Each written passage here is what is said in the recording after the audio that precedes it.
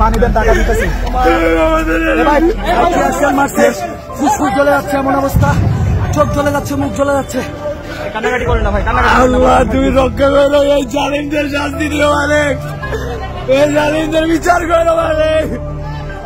শিক্ষার্থীদের একটি দল ঢাকা বিশ্ববিদ্যালয়ের উপাচার্যের বাসভবনের সামনে গতকাল সারা দেশে সংঘর্ষে যে 6 জন নিহত হয়েছিল, সে 6 জনের গায়েবানা জানাজা পড়ার পর 6টি কফিন ছিল সেখানে, 6টি কফিন নিয়ে একটি মিছিল নিয়ে টিএসসির দিকে যাচ্ছিল। টিএসসির দিকে যাওয়ার সময় কলা ভবনের সামনে পৌঁছালে পুলিশ সেখানে সাউন্ড গ্রেনেড এবং টিয়ার শেল নিক্ষেপ করে, সেই টিয়ার শেলে শিক্ষার্থীদের ঢাকা বিশ্ববিদ্যালয়ে এই মুহূর্তে যারা অবস্থান করছেন তাদের এই অবস্থা হয়েছে।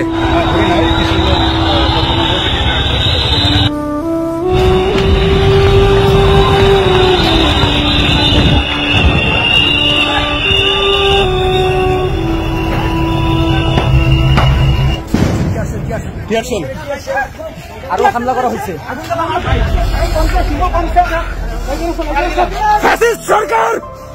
সরকার ছাত্রদের বিরুদ্ধে আন্দোলন চালায়, অস্ত্র চালায়, ছাত্ররা মেধার জন্য আন্দোলন করতেছে, তারা একটা মেধা ছাত্রী আর কি কোটা ছাড়ছে না তারা, কিন্তু আমাদের উপর নিক্ষেপ করা হয়েছে। ছাত্র সমাজের বিরুদ্ধে এই ধরনের নিক্ষেপ করে আন্দোলন দমানো যাবে না। ফুসফুস জ্বলে যাচ্ছে, এমন অবস্থা, চোখ জ্বলে যাচ্ছে, মুখ জ্বলে যাচ্ছে।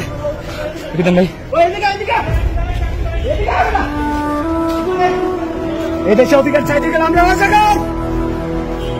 ছাত্র রাজনীতি না, ছাত্রলীগের রাজনীতি নিষিদ্ধ চাই আমরা। এভাবে পুলিশ দিয়ে হামলা করা, এখন এই আন্দোলন আর কোটার মধ্যে নাই।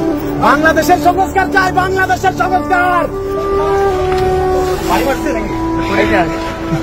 মারছে মারছে মারছে নাকি? গায়ে মারছে? কি মারছে? ভাই হাজার হাজার শিক্ষার্থীরা ছিল, মেয়েরা ছিল, কেউ বের হতে পারছে না। আমার আমি সাধারণ এটা টুকাই, আমি ছাত্রদের জন্য জীবন দিতে রাজি। আমার বাড়ি নড়াইল, মার সাথে রেখে আমি, আমার জন্ম নড়াইল, কিন্তু ছাত্রদের জন্য আমি জীবন দিতে রাজি। নড়াইল ভাই, এটা পানি দেন তো।